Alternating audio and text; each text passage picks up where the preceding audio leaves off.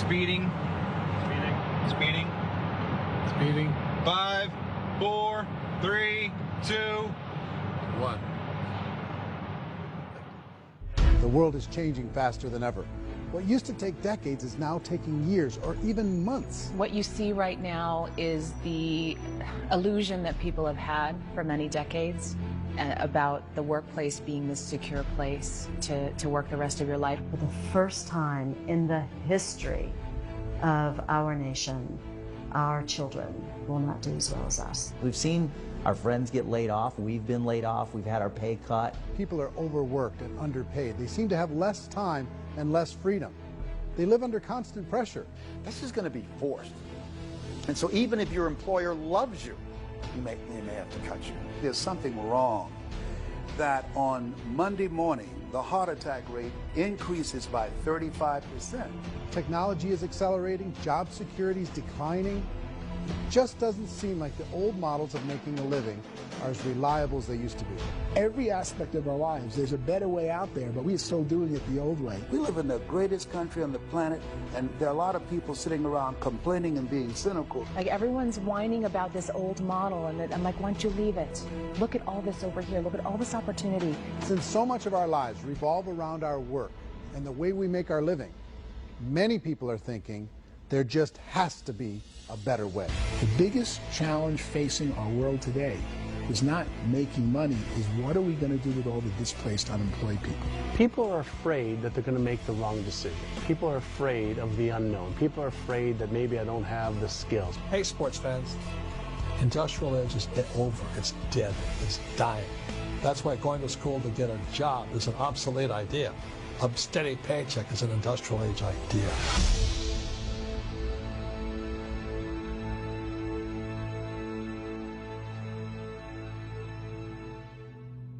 It's the search for answers that has brought us here together today.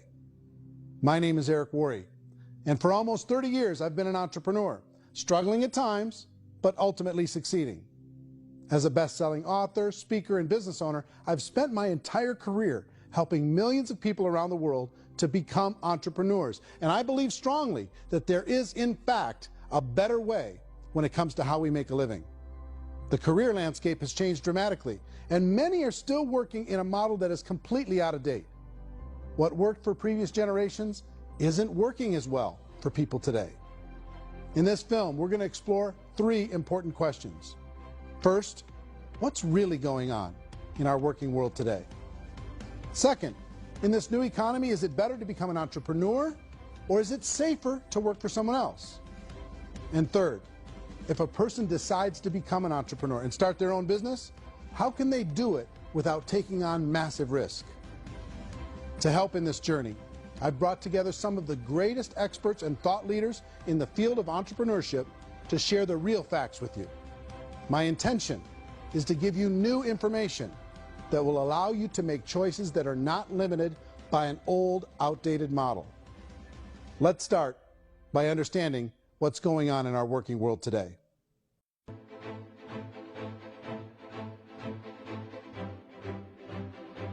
Let's look at unemployment. 30–40% of the people are honestly not working, but would be working. What our government does is if you haven't found a job in 6 months, we don't call you unemployed. We pretend you dropped out of the labor force. I've often said that unemployment, particularly structural unemployment, that's unemployment due to technological changes, is the first sign of economic growth. Think of it, 10 people live on an island. They go out every day and fish. One day, new technology shows up. A missionary brings them a net. Now, using the net, one pilots the boat, one throws the net. 2 fishermen can do all the work 10 used to.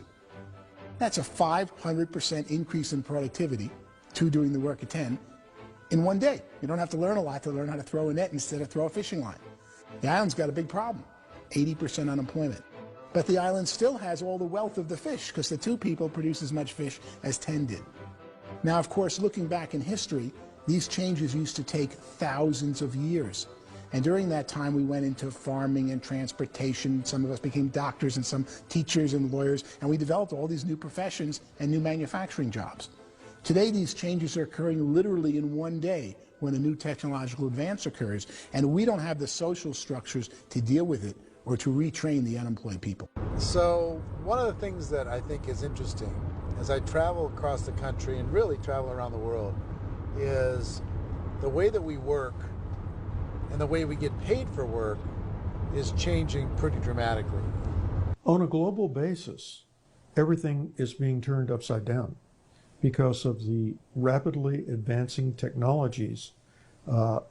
They are eliminating many jobs, and we have been left with many people not prepared for the jobs that exist. A lot of demand in public companies was to squeeze out all the fat and to get just as much margin as we possibly could, and fat equals humans. So this idea of job security in information age is so obsolete, but it's still taught inside our school system, and that's where the problem starts. There's no financial education in the school system, and people are still trained to be employees who work for that paycheck. This is a chart on the middle class. What's happening in the middle class, those that went to school, their incomes have been coming down for years. And parents still say to their kids, go to school, get a job. Now what happens to all those middle class people who are dropping off the ends of the chart? Well, they become what's called working poor. And this is what happens to working poor. But they say poverty is ending. Well, poverty may be ending, but working poverty is going up. And this is food stamp usage. So food stamp usage in America is going through the roof right now, because people cannot earn what they call a living wage. Most people have experienced financial pressures that I think are probably greater than they have been in the past. If you're not working for yourself, then it's going to be a pretty hard road for a lot of people. Today, if you're going to control your future, the 40-40 plan is gone, where you can graduate from college and get a job and work for 40 hours a week for 40 years. That day is gone. So some of these charts actually tell you what's going on. And this is a really interesting one, you know. People are going back to school because if I go back to school, I'll get a nice job.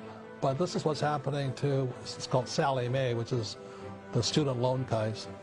Student loan is going through the roof. It's now over $1 trillion, and student loan debt is worse than credit card debt. So when people start using credit card, the government got people into student loan debt. And the problem with student loan debt is you can never be forgiven. See, with credit card debt, you can declare bankruptcy and all's forgiven. But student loan debt, you can declare bankruptcy, you still owe it. It's the worst of all debt. But this is the next picture. Look at this chart here. This is what's happening to wages of college graduates. It's going down. So you go to college, you rack up all this debt, but you earn less money. Now, that's not that intelligent. Average person who's been working a lifetime in America today is ending their lifetime at 65 with about $41,000 in assets. They earned just enough to survive. I think in the United States we have something like 17 trillion in debt. That's just the federal government debt. We got another 2 in municipal and in other, let's call it almost 20 trillion government. We've got 40 trillion in private debt. That comes up to close to 60 trillion. When you then add something we never had before, what you were talking about, when we look at the unfunded portion of Social Security and primarily Medicare, Medicaid, that, at the most conservative estimates from outside firms, Kleiner Perkins, 67 trillion and growing. That's more than all our other debt. There's less conservative estimates that say it's 84 trillion or higher. I added up conservatively $127 trillion in total debt. Debt is a financial drug. When you take it to excess, it's like taking a drug. Yeah, it makes you feel better, it enhances your performance, but at a huge cost, eventually it kills you. And so that's what happens. We keep doing more and more debt, and you get less and less results, just like a drug, until the debt gets so high that it crushes the whole system. That's where we're at, 8.2 times GDP. You know who I feel sorry for? I feel sorry for the person who dreads going to work, who is sick to their stomach on Monday morning, who hates their alarm clock, who gets a little glimmer of hope on a Wednesday because it's hump day and says, thank God it's Friday. And they live for those 2 days a week where they get to be themselves and they don't have to be around people they don't like, and they don't have to play the political game in the office, and they don't have to live this half life. The person that works 50 weeks a year just to be able to have the 2 weeks for vacation. And you know what happens to most of them? Nowadays, they don't have a vacation. They have a staycation. They have time off of work, but they don't get to go where they want to go because they're overextended. They've got all this debt. They got all this situation. They hate their alarm clock. They can't sleep until they're done. They have to spend most of their life in traffic. I feel sorry for that group of people because there's a better way. They just don't know it. I see this really interesting attempt at rugged individuality in a 6x8 rectangle, and I feel like you're all the same, except for the little push pins of the pictures. There's different pictures. Yours is named Jenny, and his is named Sujara, but it's the same people. And this is how they are, and they're just like the zombies, and there's no joy in there, there's no fun. There's always like the wacky woman who decorates her cubicle, and that's the most she can do there. You got to give her credits, right? The wacky cubicle woman. The basis for their life is worry. I'm worried, you know, maybe I'll get fired. I'm worried maybe my company will go out of business. I'm worried I can't keep spinning the plates on paying the bills. I'm worried about how do I send my kids to college. I'm worried, what if the transmission of my car breaks? That's, you know, 2 or 3, I can't fix it. People live in a sea of worry, and it eats at them. Those signs that people held up during the Depression didn't say looking for gainful employment in a cubicle. It said looking for work. Work is what we're looking for. Job is just a unit of measurement. Work is what we're going after. It's time to look in the mirror and say, it's not the economy, it's my economy. It's my little world of where I am. I need to improve. I'm not going to wait for the economy to come back, because frankly, the economy is doing great in this country. So I'm here on Wall Street, the financial center of the universe, the financial capital of the world. This is where most people's money goes to at least be held for a time, right? With interest rates in banks being effectively zero, and many experts are predicting it's going to stay at zero for the next 10, 20, even 30 years, people feel like they don't have any choice but to put their future into equities, to put their future into the hands of other people on this stock market, and hope that the stock market goes up, hope that the stocks that their advisors pick or that they pick goes up. That's one way to go, I guess. It's my personal belief that if you put your future into the hands of yourself, in other words, you have earning power by yourself, I think you're a better investment than these guys. I think you controlling your future is a better option than handing over your retirement to these guys. The average household income in the United States is approximately $50,000 a year, what they call the middle class. To reach the top 25% of income earners, you'd need to earn at least $90,000 a year. To reach the top 10% would be a household income of $140,000, the top 5%, $190,000, and to be in the top 1%, you'd need a combined household income of at least $380,000 a year. So here's the question. What do you think would give you the best chance to move up and get to the top 10%, the top 5%, the top 1% or beyond? In my opinion, and in the opinion of many, many experts, the answer is to become an entrepreneur, to become your own boss.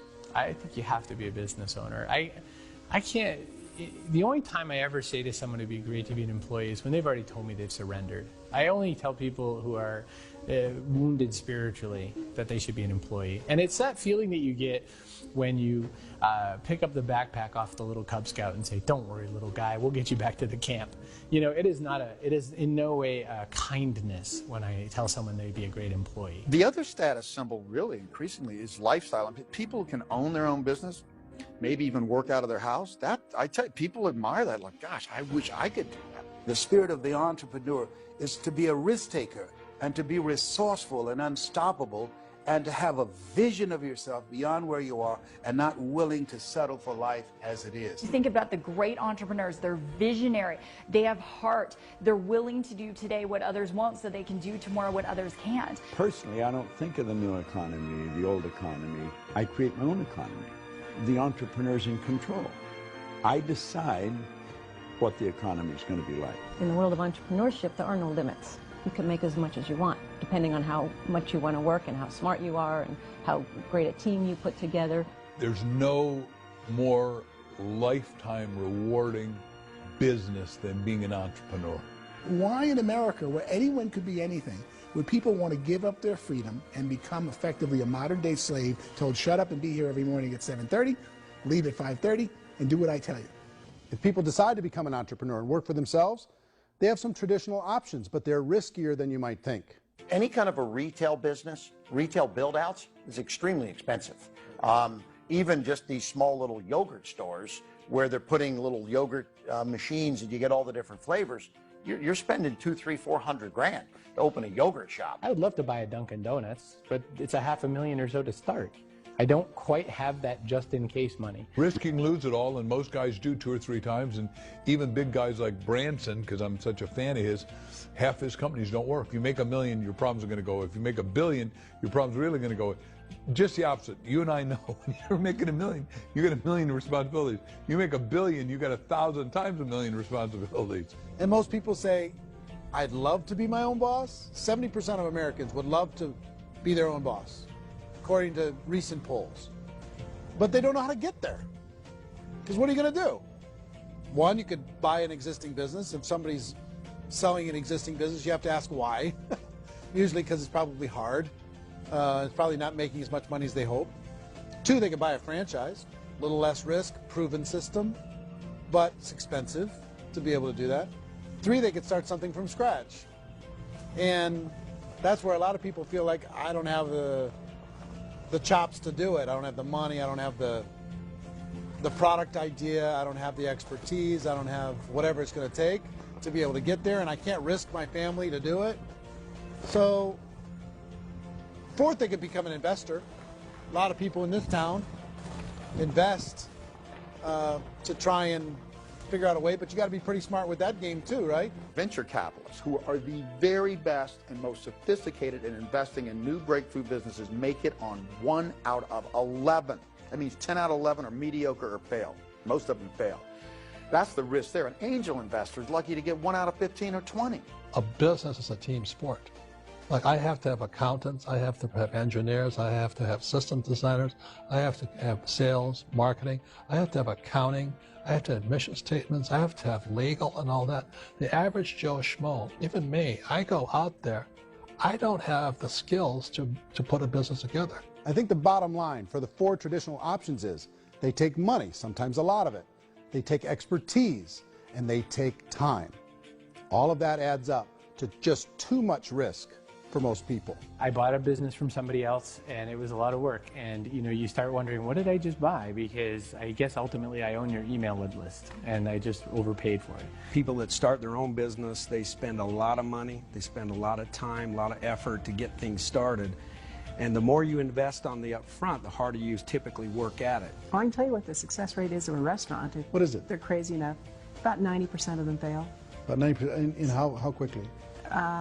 Year less. Wow. And if we're talking non-franchise, we're talking franchise, Sure. That's totally different. Yeah. But our students aren't getting franchise restaurants. You gotta invest big money. Exactly. And with someone like McDonald's, you've had to work with the company for a long period of time, really know the Even have a chance of investing $1 million. have a chance, and it's a slim chance. What if there was a way that you had all the proven aspects, the comfort aspects, and you could still control your own life? What if there was both? In other words, you didn't have to create everything from scratch. You didn't have to be a super leader. All you had to do, what if there was a proven product already? You didn't have to create the product. And there's a proven system already, proven training already. Everything except an employer. That was the only thing that you didn't have.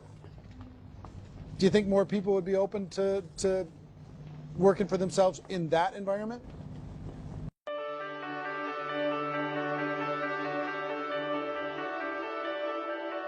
In our search for a better way to make a living, we've come to the conclusion that becoming an entrepreneur is actually safer than being an employee. And through our look at the entrepreneurial options, one particular path kept coming up from expert after expert. And I think most people will find it surprising because it's certainly a non-traditional business model. That model is for people to start their own business and become an entrepreneur through the creation of a network marketing business. Some people call it direct selling because the product is being sold directly from the manufacturer to the end consumer, cutting out the middlemen. Other people call it multi-level marketing, or MLM, because there are multiple levels of commissions paid. The most common term today is network marketing, because network marketing best describes using a large group of independent distributors, independent entrepreneurs, to move a product or service more efficiently. So my friend here, Donald Trump, and I, we always write about the network marketing industry. And the reason we support the network marketing industry is because it really is a business school for entrepreneurs. Because most people come out of school looking for a paycheck. Oh, that's terrible.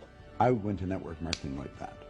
I think if it didn't exist, we should invent it. It is that good. I think direct selling is a great way to do business today. It's very easy to get into that industry, and you can be self-employed, be, in effect, an entrepreneur. When we see multi-billionaires adding network marketing companies to their portfolio of companies, that would be a clue. When we see people who are very famous authors and very famous business people endorsing the industry, that would be a clue. These network marketing companies aren't $50 million companies. They're billions and billions of dollars. They lead the stock market. They're major companies. When we're going to get it? You know, and you're going to school to work for a paycheck, but if you want to be rich, be an entrepreneur, and network marketing gives you the spirit to be an entrepreneur. A traditional company will spend up to 50% of their total revenue on marketing. Network marketing companies use a different approach. Instead of having all that extensive marketing expense, they utilize a network of independent distributors to do the marketing for them. Now, why do they do this? First, because word-of-mouth advertising is so much more effective today than traditional media advertising. Second, some products need to be explained or demonstrated, and an independent salesperson can do that more effectively than an ad campaign. Third, it's completely efficient. The company only pays for the marketing of their product if a sale happens and not before. Imagine if Amazon allowed you to become an independent distributor and paid out 40% of its revenue to that distributor group. All you had to do as a distributor was recommend a product, and if a person bought it on Amazon, Amazon would take care of all the logistics, and you'd get paid for bringing the customer. Now imagine you got paid for every purchase that customer made for the rest of their lives. Well, Amazon doesn't offer this option, but network marketing companies do. 85% of all buying decisions in our society are made as a result of word of mouth or reputation. We're recommending things to each other all the time. You know, who's your dentist? Who's your doctor? Who's your lawyer? What detergent, are you using? What legal system are you using? What product are you using? We're talking to each other about the things that we love anyway. When you go into a big box retailer, you're lucky if the clerk looks you in the eye, much less gives you any detailed or accurate information about what you're purchasing. So of course, this personal information, this education coming from a friend, a neighbor, a relative, or even a stranger, but one who has experience with the product is extraordinarily valuable. As a matter of fact, network marketing can educate consumers probably better than any other form of marketing. It certainly can do better than advertising, because advertising usually has a certain hype to it, and you can only get limited information. So, network marketing trumps advertising. If you were a typical sales company and you wanted to sell $1 million a month worth of product, you might go find 100 superstar salespeople. The quota would be $10,000 a month. So network marketing as a distribution system just flips the numbers. So we use 10,000 happy, raving fans of a particular product, and we don't concern ourselves so much with how much product each one of them individually sells. If they sell just $100 or $200 a month, and there's 10,000 of them, you're selling $1 million to $2 million a month worth of product. And that's the best way I can explain how network marketing works. This is the marketing arm of the company. There's not money being wasted on bricks and mortar. There's not money being wasted on inventory that's sitting stagnant somewhere. There's not employees standing around that don't have customers. These are people that are going to connect with customers. These companies allow people to become independent distributors for extremely low cost and with no minimum time or sales quota. Essentially, they own their own business and can provide as much or as little sales as they choose.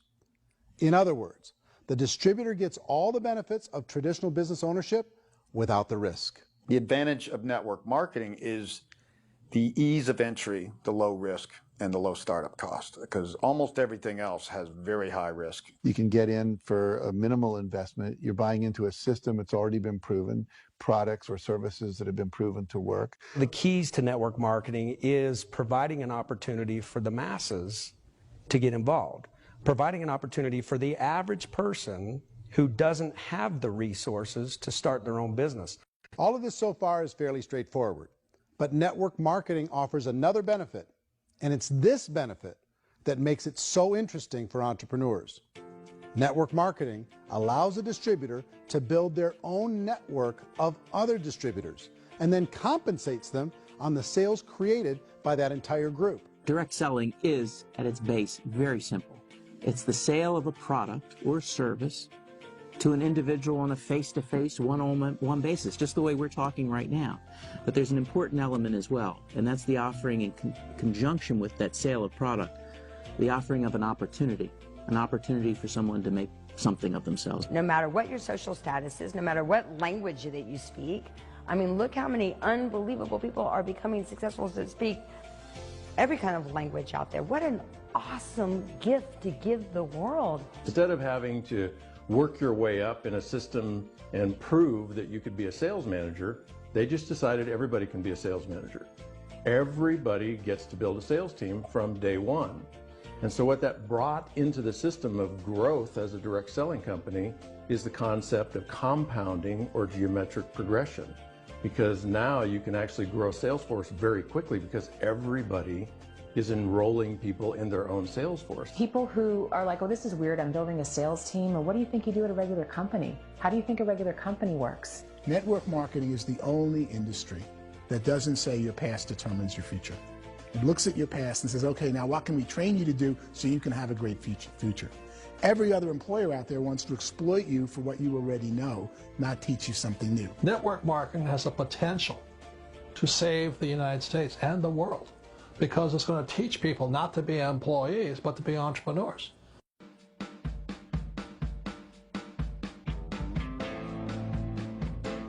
According to the Direct Selling Association, if you add up all the network marketing companies around the world, they combine to do over $178 billion a year in retail sales. To give you an idea of how big that really is, the NFL, the National Football League, does approximately $9 billion a year. The music industry does a little more than $16 billion a year, and the movie industry does about $80 billion a year. Using a conservative average, network marketing companies pay their distributors about 40% of that $178 billion in the form of commissions, which adds up to more than $71 billion a year. That's almost $6 billion a month. It's almost $200 million in commissions every single day. So it's certainly working, and people are making serious money in network marketing. With the growth of the direct selling industry over the last 10, 15, 20 years, we've seen a broader understanding of the channel. We have seen more and more people getting involved in the business, so our penetration in the marketplace has increased, and thus the understanding in the marketplace of who we are has increased. And we've seen non-direct selling companies look at the direct selling model and say, something's going on there. People are making money. Companies are being profitable, individuals are being motivated, product is being delivered to market. Maybe we should explore this. Some people think only the people at the top make money. Well, let's take a look at that as well. In the network marketing profession, there are roughly 500 people in the world who earn over $1 million a year. If you round that number up to $2 million a year, that adds up to about $1 billion a year. That takes the $71 billion paid out each year down to $70 billion. So where does the rest of the money go? The vast majority goes to part-time people making anywhere from a few $100s a month to many thousands of dollars a month. It goes to people who choose to make it a full-time career move and earning even more than that. Every day, people are using the money they earn through network marketing to pay off debt, have more fun, and improve the quality of their lives. Everyone I know in network marketing has been doing that since the 50s. They go to work when they want to go to work. They stop working when they want to take time with their children to have a leisurely breakfast and discuss issues and driving to school. They go back to work when they get home, wherever they're working out of. The biggest thing that I've seen is people that have become much happier in their life. MLM has probably made more millionaires of more people in more countries, and I've spoken to them in 67 countries, than any other single form of business, starting from nothing. If they have a choice between working a job for the next 10 years or working a network marketing business for the next 10 years, the result of working the network marketing business will be better. A lot of people within the industry go on and make this a career and do extremely well at it. Network marketing has been nothing but good for everyone I know that's been involved with it because they did it seriously and they played full out and they've been very successful. It's been a constant barrage of success stories and people showing off stuff that they got as a result of it. How many people are involved? Approximately 16 million Americans and 96 million people around the world are currently participating in network marketing. And in a recent poll, 82% of those people report a good, very good, or excellent experience with network marketing. So people are happy.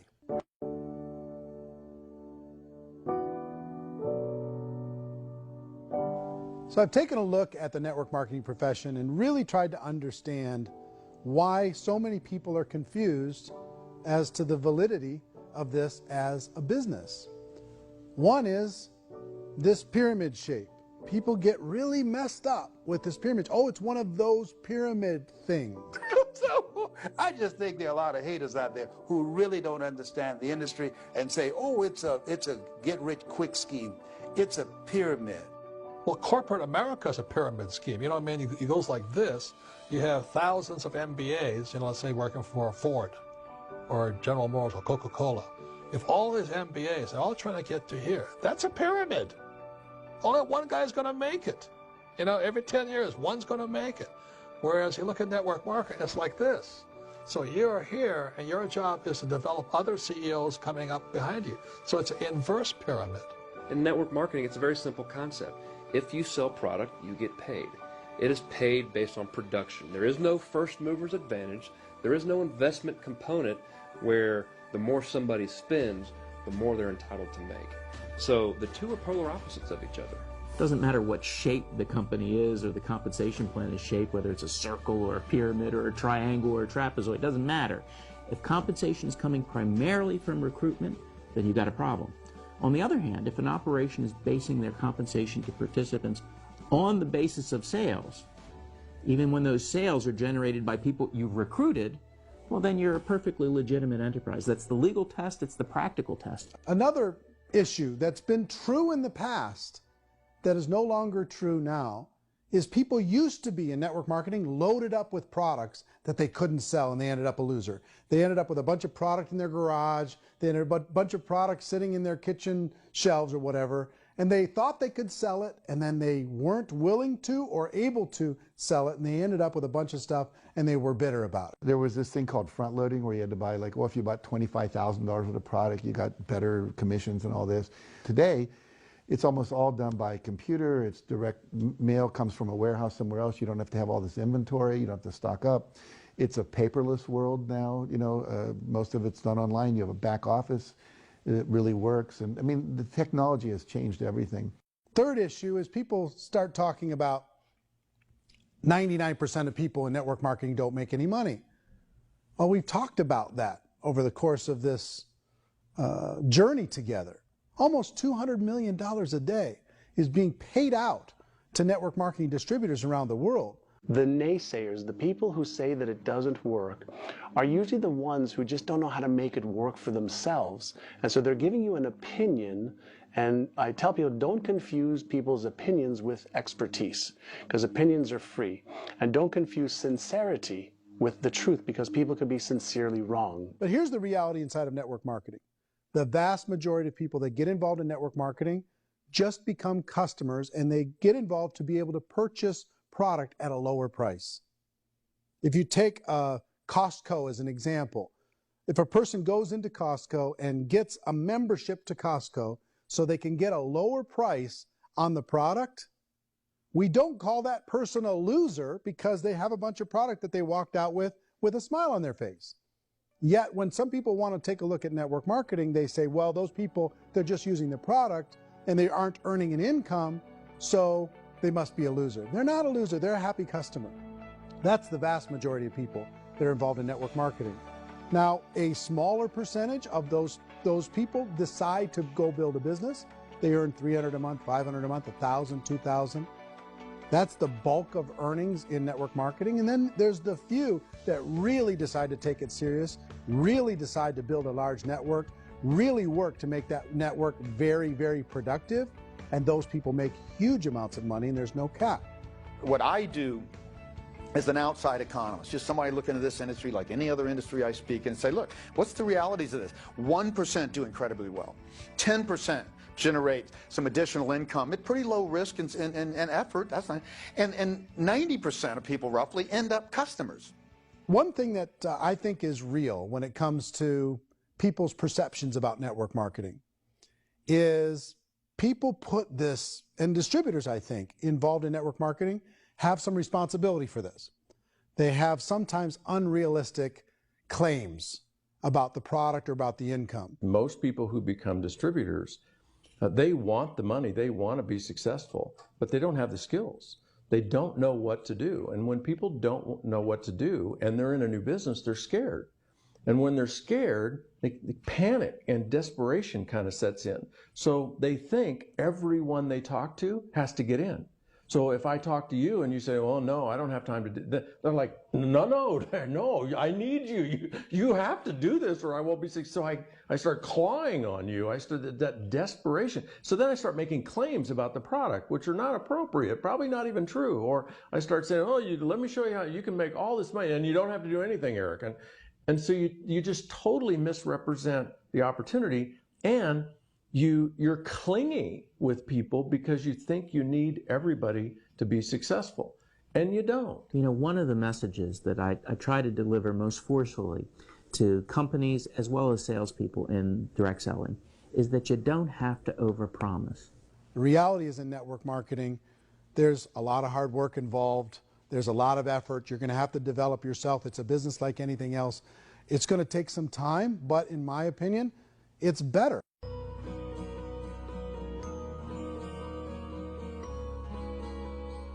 It's light years better for people starting today than it was even 5 years ago. I think it's more widely accepted now, and people understand it is a business. It is being an entrepreneur. It is being a business owner. Our belief system is based upon our evaluation of something, and frequently if we reevaluate a situation, our belief about that situation will change. The industry has changed and it's grown up. It's totally transformed. You've got young people today that have grown up with social media, and they understand networks. They understand how people are connected through technology, and they understand how money flows through those networks. So when they see network marketing, they don't see it the way their parents saw it. And we've all learned, the larger industry that you represent, has all learned from those mistakes and flaws and errors that have happened early on. Early algorithms didn't work the right way. That's all fixed. It's like when they design a computer program, they design the program, then they run it, and then they go back through and they debug it. The MLM industry has been debugged. This is the day of being virtual, being able to run a business from your mobile phone. I mean, it's incredible. Companies are getting smarter. They're implementing more consumer protections. They're implementing more compliance training. They're doing more with respect to product research. If you do get involved and you make purchases of inventory, even on a voluntary basis, if you decide that this business is not for you, you can leave and have that inventory repurchased by the company. There's no other business that offers that kind of protection on a voluntary, self-regulatory basis.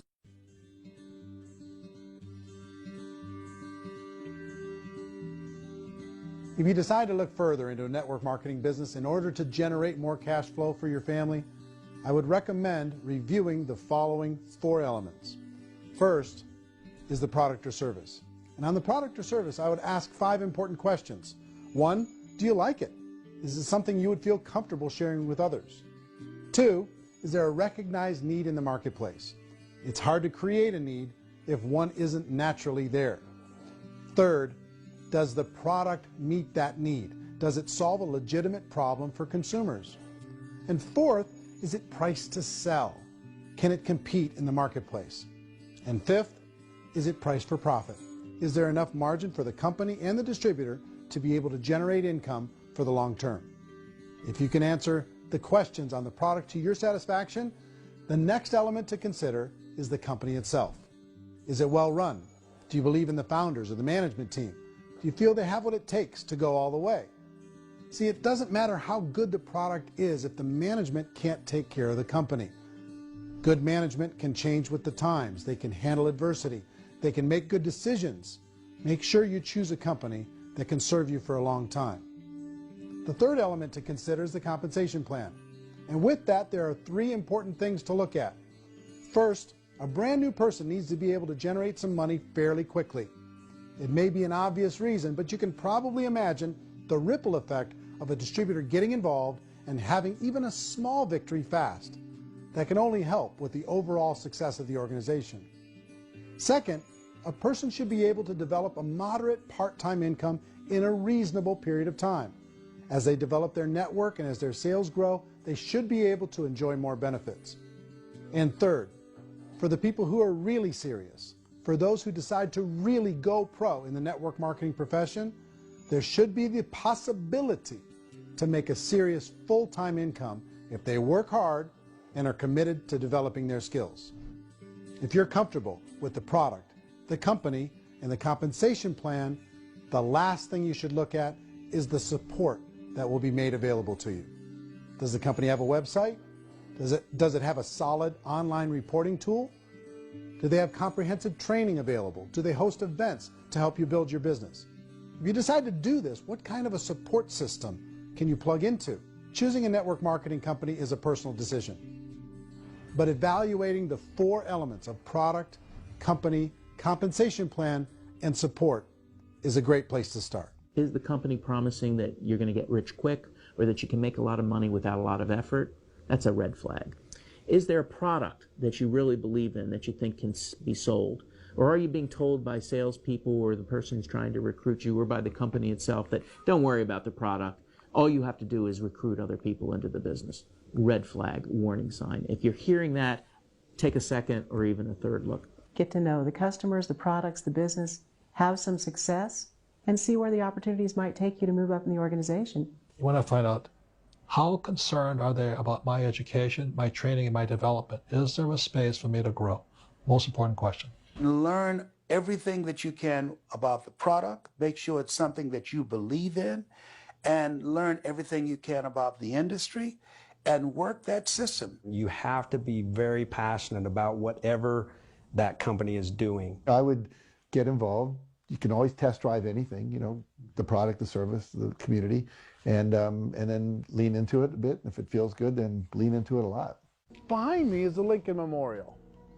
And this is a place where Martin Luther King Jr. had his famous "I Have a Dream" speech. And at that speech, he talked about his dream for equality for everyone around the world, and that's a noble dream. But I think more people need to remember what it was like when they were kids and the dream was still alive in them, before it got beaten out of them by reality, by this paycheck, by these responsibilities, and by having to live for this job to pay the bills. I think people need to remember that, go back to that.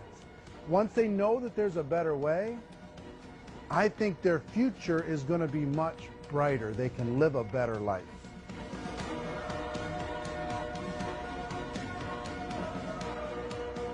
So if you're considering getting involved in a network marketing company, let me offer you just a few pieces of advice. First, network marketing isn't perfect. It's emotional, it's challenging. Like any entrepreneurial venture, it can have its up days and its down days. But if you have an entrepreneurial bone in your body, it's just better. Second, if you're going to do it, decide to be professional. Decide to go pro. It's better to do that than just be this amateur sticking your toe in the water. Third, as any professional, you're going to have to learn some new skills. And I promise you, inside of the network marketing profession, they're not too difficult to learn. Fourth, like anything worthwhile, it's going to take some time. Don't expect that you're going to get to the finish line right out of the gate. And fifth, it's worth it. It's worth it to be able to take charge of your life again. It's worth it to be able to control your own financial situation. It's worth it for the people you're going to be able to spend time with. It's worth it for the things you're going to be able to see and the experiences you're going to be able to experience. It's worth it for the causes you're going to be able to contribute to, the lives you're going to be able to touch, the customers you're going to be able to help, the friendships you're going to be able to develop. I promise you, it's worth it. Remember, most people are searching for answers just like you are. But I do have to tell you the catch to network marketing. If there is a catch, if you want to understand this from an emotional point of view, people say, well, it sounds too good to be true. It's not. It's hard work. But here's the catch. Most people still don't understand it. So you're going to have to endure the loss of social esteem from ignorant people. The uneducated will think less of you. Now, if you can handle that, you're on your way. If that's going to destroy you, you know what? Entrepreneurship in general probably isn't in your future. If you can face that catch, you can become unstoppable. I want everyone to really contemplate this if they're not in network marketing. You're in a job, you probably have a mortgage, you have rent, you have debt, whatever's going on. You're in a prison. You work just hard enough to keep them from firing you, and they pay you just enough to keep you from quitting. Come on! I've been there, done that, and bought that t-shirt. In network marketing, if you run into failure, it's really just a homework lesson for yourself. There's no one to blame. You really have no excuse not to be successful. You just don't. People don't want to hear that, but there's so much available to you. If you want to be a good network marketer, be a student to the people above you, be a fellow traveler to the people on the same level, and be a teacher to those below, and know when it's appropriate to do which. People who are not afraid of asking people to buy things, or not afraid of persuading people with a chance they may say no, these people own the future. Nothing happens until something moves. So you got to go move, you got to go do something, or nothing's going to change in your life. In the beginning, you're going to do a lot of things that you don't get paid for. But as you go down the road, you get paid for a lot of things that you don't do. And your job is rehabilitate the spirit, the entrepreneur spirit in all of us. You get it back. Either give it a strong yes or a strong no, but no wishy-washy, dilly-dally stuff in the middle. There's dreams and there are nightmares, but I believe that the biggest nightmare of all is when you don't pursue your dream. You're going to see some monumental growth in this profession. It's an exciting, exciting time to be involved with the network marketing profession. The next 10 years, I see just exponential growth. When that tipping point comes, it's not a matter of asking somebody, have you ever heard about network marketing? You're really asking them, which company are you building your wealth in? We are here to fix the world, to improve relationships with other people, to improve other lives. And the real reward comes as an entrepreneur in any level from teaching somebody something and watching them soar. There is no greater reward.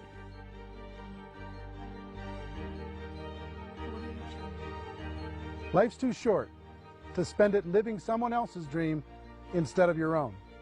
It's too short to spend it living at a fraction of your potential.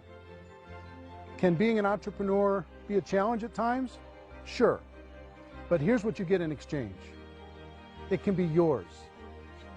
Something that you built, something that you created, something that you made happen. This balloon represents your dream. It represents entrepreneurship. My wish for all of you is that you would reach out and grab it. The choice is up to you.